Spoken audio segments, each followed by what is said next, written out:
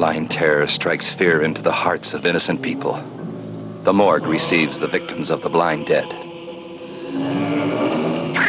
There's no escape from the blind dead. They are the Templars, devil worshippers, a death cult that has risen from their 1,000-year-old tombs to begin a horrible reign of terror. The Templars perform their sadistic rites. A virgin is sacrificed in a blood ritual.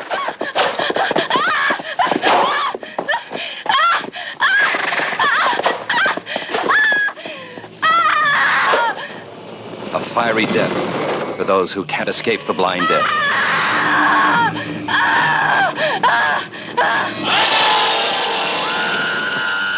Coming soon from your cemetery. Good evening and welcome to episode number 8 of Constriction Pictures. I'm your host, Bob O'Rourke, and first things first, I know it's been a long time since, I'd say since we spoke, but we really haven't spoke because I've been doing all the talking. But since I've been around, I guess, since Constriction Pictures has been around, I guess long story short, summer vacation, well, not really vacation because, I was working, but things came up in the summertime. Life happens. What can I say? It's definitely the break was not planned. I was wanting to continue on with the podcast, but I like I said, things just got in the way. Life got in the way. But along the way, I was constantly getting inspired by a few listeners out there. A few friends had asked, hey, where's Constriction Pictures? I really enjoy it. So that was very that was very inspiring and meant a lot to me to want to continue and keep things going. Actually, last month my parents were in town, and I wanted to sit down with them and interview them about kind of the horror thing, how it all kind of stemmed from them, and dating and going to see Friday the 13th, Dawn of the Dead, Silent Scream, that kind of stuff, and then it sort of gradually influencing me as a kid. But that unfortunately didn't happen. But maybe we'll do that some other time for sure. Yeah, during the hiatus, I guess you could say, I was listening to a lot of podcasts. A few of the podcasts that I had initially listened to that got me inspired to want to create this in the first place. But I want to do a couple shout outs real quick to a couple Metallica themed podcasts. Metal Up Your Podcast with Ethan Luck and Clint Wells. Big shout out to those guys. And Alpha Metallica with Tom Quee. Both of those podcasts are sort of my Monday ritual, if you will. When I get to work, sit down and fire up the latest episodes from those guys. So, major props to those guys for inspiring me to want to keep going with this thing. And then a couple newer podcasts that I started listening to, Going the Distance, the Rocky Series podcast, which is a really cool podcast. A couple of ham and eggers, Ryan and Ruben Rebalkin. Awesome podcast about the Rocky Series podcast. As you can imagine, they've got some great interviews on there with people associated with the series, and basically they break down each of the Rocky films, an episode at a time. Sometimes one episode covers an entire scene, but really cool podcast. Check them out. And then also the Franchise podcast with Daniel Ehrenberg and Henry Papali. Those guys, they basically cover any films that are franchises. It's been very interesting listening to them and their feelings on certain franchises, and they've essentially gotten me reinterested in some of the franchises. Like right now I'm kind of going through an Aliens and Predator phase, so again, big ups to those guys. So tonight's film is maybe a little scene if you're not deep in the trenches of being a horror fan. Maybe you're not too familiar with this picture, but it's a little film called Tombs of the Blind Dead. It was written and directed by Amando De Ossorio, and it was released on April 10th, 1972 in Spain. However, it wasn't released here in the States until 1973, where it was called Tombs of the Blind Dead. Actually, the original title was... let's see, what was the original title? Hold on one second here. No.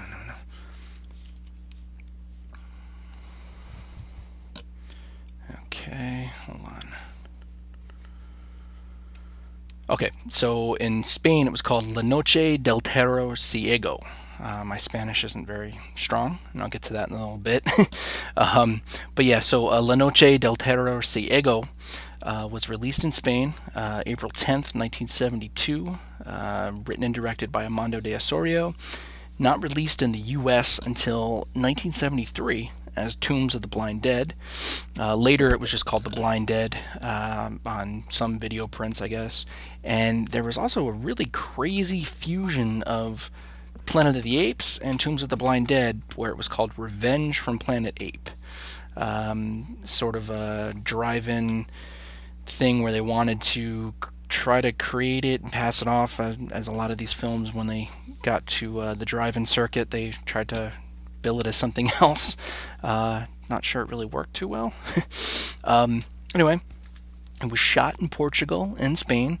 The Templars' ruins were filmed at Santa Maria la Real del Vela de Iglesias Monastery in Pelillos de la Presa. And again, forgive me for my Spanish. Yeah. So I'm sure there are some people who are a little bit fluent that are probably shaking a fist at me, and sorry, be kind. I'm wearing my finest outfit, so don't throw your eggs or rotten fruit. The Spanish version differs from the English version by placing in the middle of the movie there's a flashback of the Templars where they're ritualistically torturing and sacrificing a young female victim. What they did is they took that flashback and kind of put it at the beginning of the movie to sort of open things up. And obviously at that point they're not yet the Blind Dead as we know and love them. They're just dudes dressed up. They look like the Knights Templar. I mean, they look like the guy from the end of Indiana Jones and the Last Crusade, the Grail Knight. But anyway, and also too, pretty much all of the gore and the sex has been cut out of the movie, and that's not necessarily a bad thing, because later on in the movie there's a character who comes up who he's kind of a dirtbag, and he kind of has his way, or tries to have his way, with one of the female characters, the female lead in the film, which I'm not too sure why that's in there. It's certainly not an interesting part of the movie. It's not sexy at all. The guy's just it's kind of an asshole, and he's trying to force himself on this poor woman. Not sure if that was something that European audiences, Spanish audiences thought was cool. I don't know. But regardless of that stuff's not in the U.S. version of the film. It spawned 3 sequels. 1973's Return of the Evil Dead, or Return of the Blind Dead. There's a couple of Spanish titles as well, which I'm not going to humor you and try to pronounce. 1974 is The Ghost Galleon. That is the title that's on the current Blu-ray and DVD release, but it was released here in the States as Horror of the Zombies, which there's some great TV spots and trailers floating around on the internet for Horror of the Zombies. And then 1974's conclusion to the story, if you will, Night of the Seagulls, which is also known as Night of the Death Cult, and that was I believe that was the U.S. title. That's what I have it on VHS, but again, the DVD and Blu-ray is called Night of the Seagulls. And the Templars unofficially returned in 1975's La Cruz del Diablo, which was directed by former Hammer Films director John Gilling. I've never seen that movie. It sounds pretty cool. Definitely going to have to track that one down. And then another picture that I've never seen that sort of references the Blind Dead. I mean, I've seen pictures and the guys kind of look like the Blind Dead, so I might have to check it out. Jesus Franco's 1982 movie, Mansion of the Living Dead. That I believe is on DVD and Blu-ray as well. But yeah, so there's a wealth of history with the Blind Dead films, starting from 1971, 1972, and today I think people are still finding out about the films and discovering them, and obviously if you're listening to this podcast, I highly recommend these movies, checking them out. The first time that I saw Tombs of the Blind Dead, I guess the first time that I heard about the movie was via Fangoria Presents Horror Video number 1, which again, if you haven't checked it out, I'm sure I've mentioned it here on the podcast before.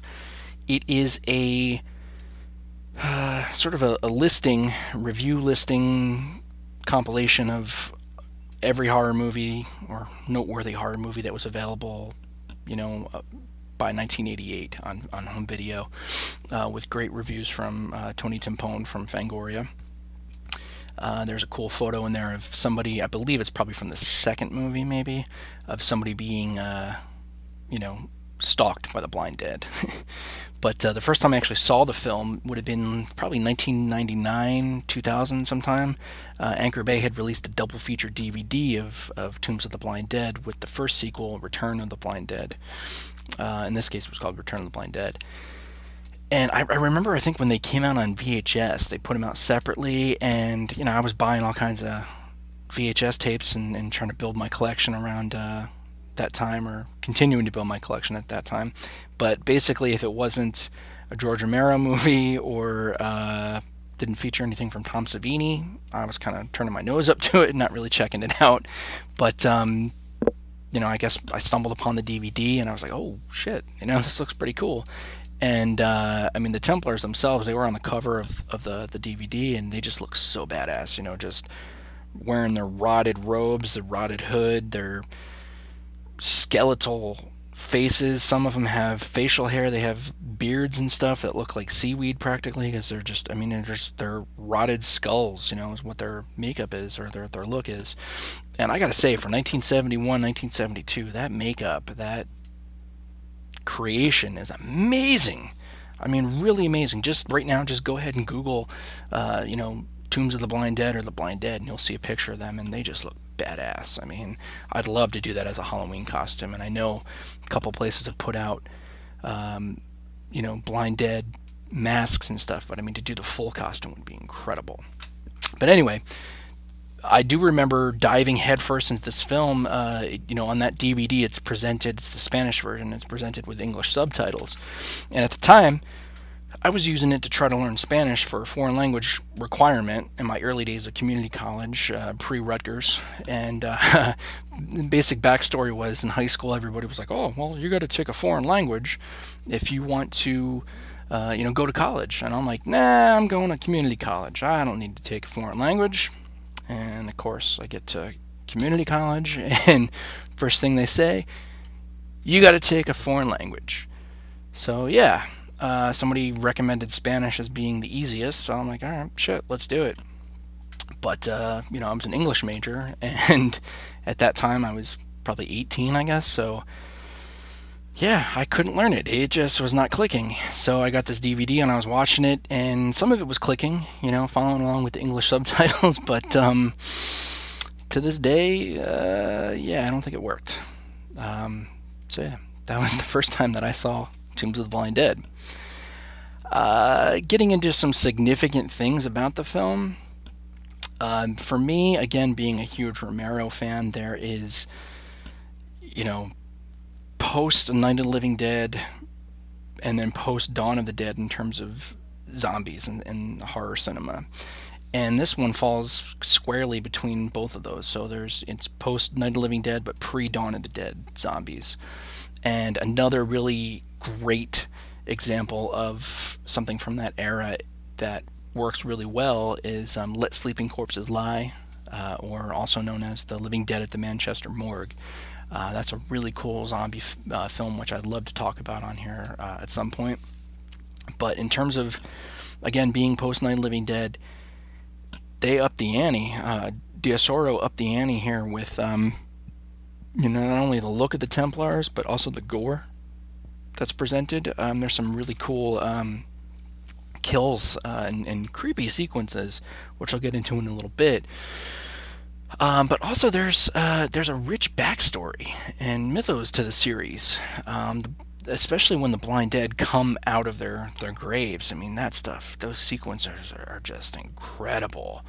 They're very, and also too, when they're on their horses are also I guess supposedly zombies as well, they ride in slow motion. So, you'll have a character running away from the Templars, and they're in slow motion on their horses, riding after them, and it's creepy as shit, I really gotta say. Definitely look that up right now. Well, not right now because you're listening, but after this podcast, after you're done listening, check that out. Or if you haven't seen the movie, find it and watch it. In terms of significant characters, I gotta say I didn't really care about any of the, quote-unquote human characters. The Templars themselves easily stand out.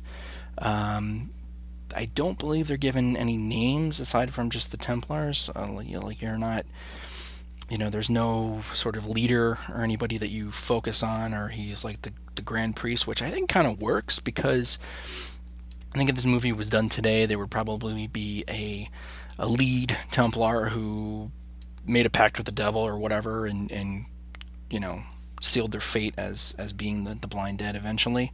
But here, it's just the Templars. They're a collective. They're a band, and again, they just look so freaking cool. They, again, look it up. Just check it out.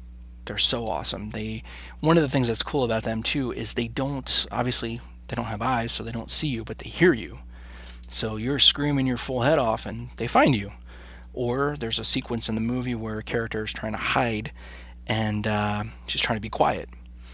And the Templars themselves, they hear her heartbeat, which is really cool, and that's how they find her. But yeah, for me, they're the best characters in the film. Moving on to coolest or favorite kills, definitely the attack on Virginia in the ruins of Berzano. The basic plot is these two college friends. They may or may not have been former lovers, possibly. I mean, it was college. It was the 70s, as they say. They reconnect, and the one character and her, I guess, boyfriend are gonna take a trip out into the countryside, and they invite her friend Virginia along, and I guess some feelings are stirred about the old flame that the two female characters had, and the character of Virginia decides, you know what, I'm out, I'm a third wheel here, and she jumps off the train and takes off on her own and ends up camping out in these ruins of Berzano, which I guess they're sort of nearby where the Templars kind of did all their dirty work back in the day, and where they were unceremoniously buried. And of course, she starts a fire in this little cabin to kind of camp out. She's got her sleeping bag. She's got her little transistor radio. Fires up some tunes. She's just enjoying her night, getting ready for bed. And it's that noise that kind of stirs the Blind Dead, and it's a really, really cool sequence because she starts hearing, movement and noises and stuff, and she starts, kind of shutting down her little campsite.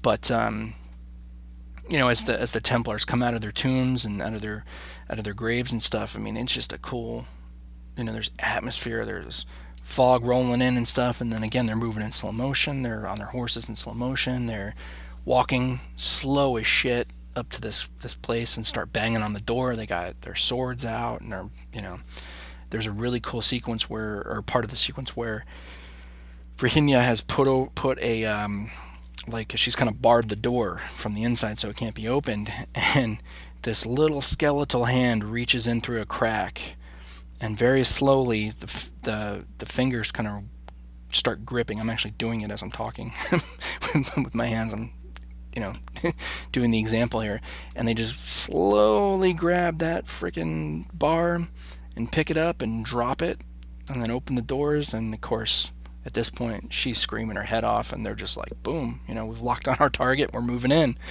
And it's just a cool little slow grinding sequence as they're stalking her in this little cabin, and she makes her way up to the second floor and jumps out the roof and steals one of their horses, and then they get on their horses, and again she's in regular motion as she's galloping away, and the Templars are following her in slow motion, and the echoey sound effects too of the hooves of the horses, and that just adds to the whole vibe of the movie too. Which, I mean, that's one of the best parts too.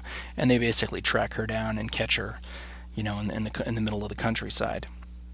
But then later on too, her friend and her boyfriend, they end up, kind of mounting a search party, and that's where that other dirtbag comes into play, who, tries to attack the main girl. They come out to the countryside looking for her, and they end up finding her. And she's a zombie now. They find her body and they bring her back, and she becomes a zombie in this weird sequence that's, for me, it doesn't quite work, because I want to see more of the Templars, but she comes back, her corpse is all kind of bitten up by these by the Templars, and they're kind of vampire-ish, and that they kind of drink blood, they're not like chewing on guts and stuff like Romero zombies or Fulci zombies, but they bite her up, and they have her body in this, I think it's like a mannequin shop or something, and she comes back to life, and they end up kind of putting her down with fire. But I guess to kind of figure out what the hell's going on and why this happened, they end up going back to these ruins to try to find some answers, and that's when the Templars attack again. And again, great sequences. They end up killing that dirtbag pseudo rapist guy, and then the main character, she escapes. What the hell is her name? We got Virginia and Betty. Betty is the main character, I'm sorry.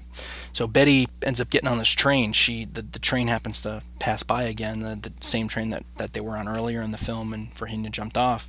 The conductor, the engineer guy, and they see her, and they grab her, get her on the train, and just barely, I think one of the guys ends up getting killed by the Templars, because they're like, even though they're slow as shit, man, they still catch up. And train takes off and goes into the station, and this is probably the as the French say, the piece de resistance. Again, I don't know if that's the best pronunciation, but you know what I'm getting at.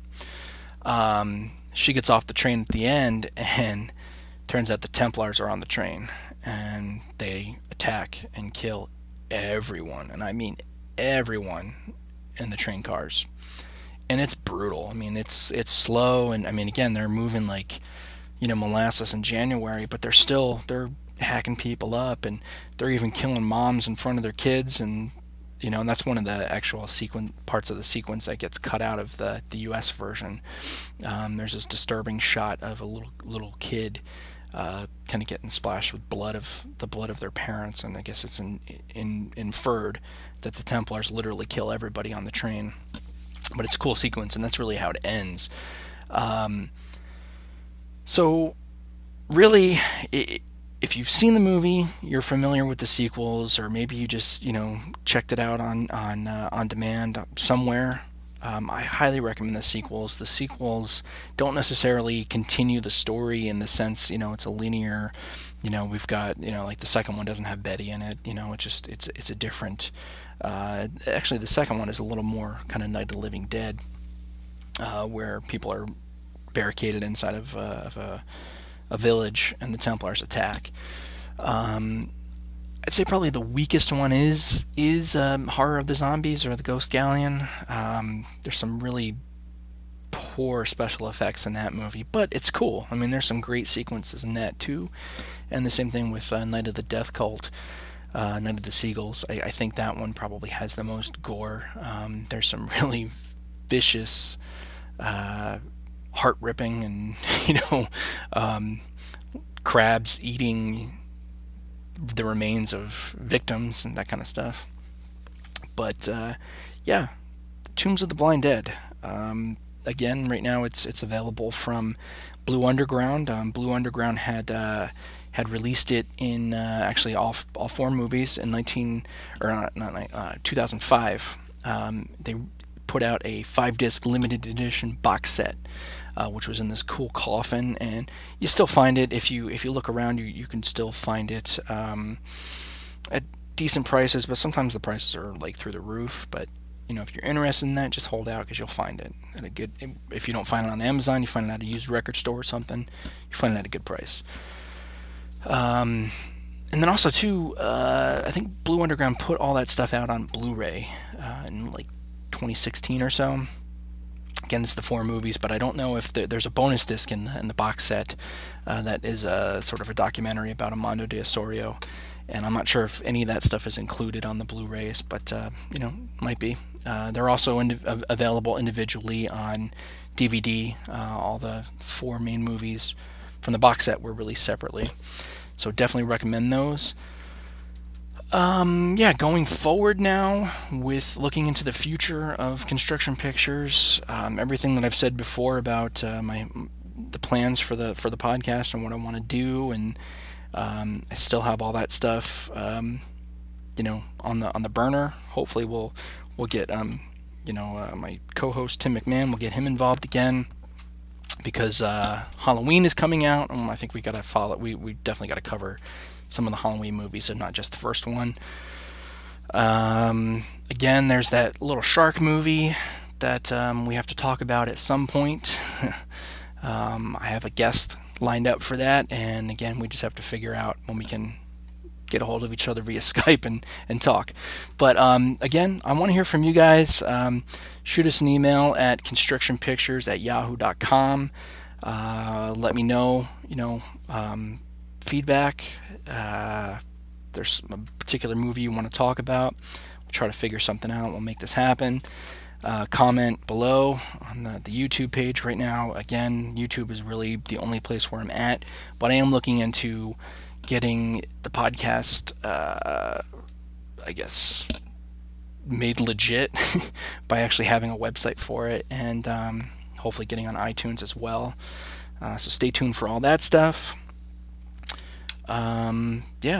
Thank you for being patient. I know it's been a while since we've sat down to talk some scary movies. Hopefully it won't be as long between episodes going forward, but we'll see. But thank you so much. I really, really appreciate the support and the kind words out there, and we'll see you soon, okay? So this is Constriction Pictures, signing off.